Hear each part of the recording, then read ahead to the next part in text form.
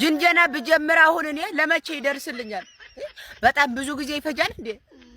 ወር 2 ወር አመት ምናምን ቶሎ የሚደርስ ከሆነ እኮ ችግር የለውም። ምን የሚለከኝኝ ማለት ነው እንጂ የሚያስጠላው ቶሎ የሚደርስ ከሆነ ማለት እንደየጸባያችሁ ይለያያል።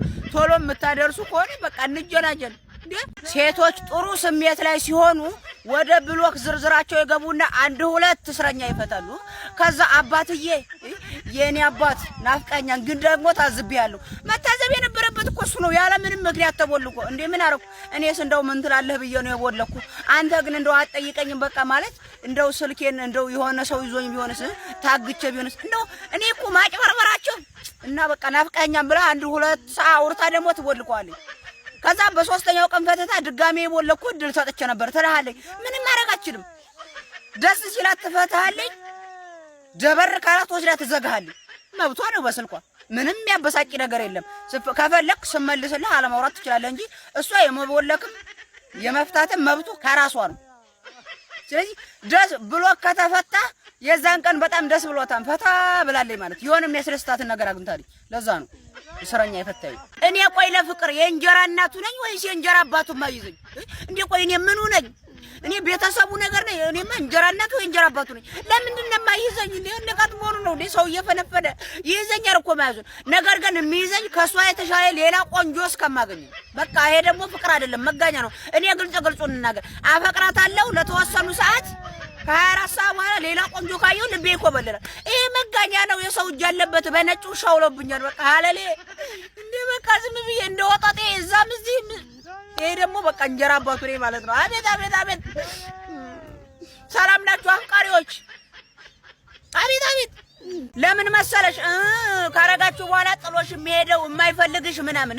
ምክንያቱም ከዚህ በኋላ ካንቺ ምንም የሚጠብቀው ነገር የለም፣ የሚያጓጓው ነገር የለም፣ ተስፋ የሚያደርገው ነገር የለም። ሁሉን ነገር ባጭሩ ጨርሳችኋል። እውነቴን ነው። የፊልም መጨረሻ ካወቃችሁት ማሉ አጓጓ አለቀ። አንቺ ደግሞ መጨረሻውን ቀድመሽ ሰጠሽ ማለት ሆነ። ስለዚህ እውነቴን ነው። ለዛ ነው ብስቁልቁላችሁ ወጥቶ እንዲህ ብሎ ምናምን የምትሉት። በቃ የሚጠብቀው ነገር የለም። የሚፈልገውን ነገር ነው ቀድሞ አገኘ። ከዛ በኋላ ተስፋ አያረግሽም። ምንም የሚጠብቅልሽ በቃ ምንም አይደለሽም። ለዛ ነው ምንቅርቅራችሁ ወጥቶ ነበር እኮ ለዚህ አልነበረም ቃል እኮ ምናምን ካልሽው ሰርጉን እርሽው ነው። እውነቴን ነው። ስለዚህ መጠበቅ አለባችሁ ከምንም ከማንም።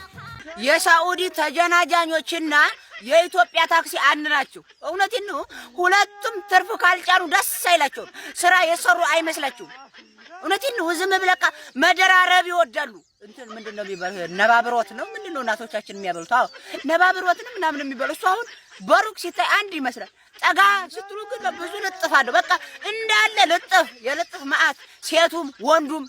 አሁን በሴቱ ችት ሲያረግባት የሳኡዲ ወንድ እንዲህ ብሎ ትላለች። ወንዱ በዚህ ሚስቱ ስከዳው የሳኡዲ ሴቶች 4-5 ነው የሚያወሩት። ሁላችሁ ነው የምታወሩት። አታጭበርብሩ። ወንዱም ሴቱም የመጨረሻ ጅል ናችሁ። ያው አንዳንዶቻችሁን ባይመለከትም ማለት ከወንዱም ከሴቱም ንጽት ያላችሁ አላችሁ። የኔ ግትሮች የኔ ቁማቃሮች ግን ደግሞ ከሁሉም ሀለሌ አላችሁ። ሀለሌ መጀመሪያ ዝም ብላችሁ ትፋቀሩና ከዛ ትንሽ ቆየት ብላችሁ ስታጣሩ እምነታችሁ የተለያየ ነው። አንዳንዶቻችሁማ እያወቃችሁ ነው የምትጀምሩት። ታይ ግን ፍቅሬ ተው ግን አባትዬ እምነታችን ምን ሊሆን ባክሽ ተይው። መጨረሻውን አላህ ያውቃል፣ እግዚአብሔር ያውቃል። ምኑን ነው የሚያውቀው? እኔ እኮ በጣም ነው የምትገርሙኝ። መጀመሪያ እሱ ያውቃል። በቃ ተውት እንግዲህ ፈጣሪ ካለ ብላችሁ ትላላጡና ከዛ አንቺ ቀይሬ አንተ ቀይር አንቺ ቀይሬ ብላችሁ ትለያያላችሁ። ከዛ ከሃዲ ነሽ ከሃዲ ነህ። የምን አባታችሁ ከሃዲ ነው? እና ሰው እምነቱን ይሽጥ እንዴ ለቅራቅም በፍቅራችሁ በተጋባችሁ በሳምንቱ ለምትለያዩ ፍቅር። እነዚህ እኮ መጀመሪያ ስትጀምሩ ፈጣሪ ያውቃል። አንቺም በእምነትሽ ያውቃል ያለሽ እሱም በእምነቱ ያውቃል ይላል። እና ካወቀ ለምን ያጣምራችሁ? ዝም ብሎ የትኛው ይወቅ? የትኛው ነው የሚያውቀው? ያንቺ እምነት ወይስ የሱ እምነት ነው የሚያውቀው መጨረሻው? እውነቴን ነው። ይሄ ዝብረቅረቅ እያላችሁ ትጀምሩና መጨረሻ ላይ በእምነት ምክንያት ተለያይታችሁ ወንድ ላይ ካዲ ነው ሴት ላይ ካዲ ናት። የምን አባታችሁ ካዲ ነው? እና ሰው ለዚህ ጫምላቃ ፍቅር ብሎ እምነት አልቀይርም ወይ ወደ እኔ ነኝ ወይ ወደ አንተና ምናምን ተብላችሁ ስትጣሉላ ካዲ ነው። አያዋጣም። አርፋችሁ ተቀመጡ። ሲጀመር ሸቅሉ።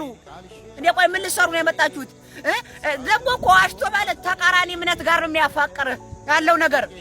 እንደዚህ ፍጥጥን የራሱ ሰሞኑን አፍቀር እያለኝ በቃ እንደውም እኔና አንቺ ፈጣሪ ያውቅልና እንፋቀራለን።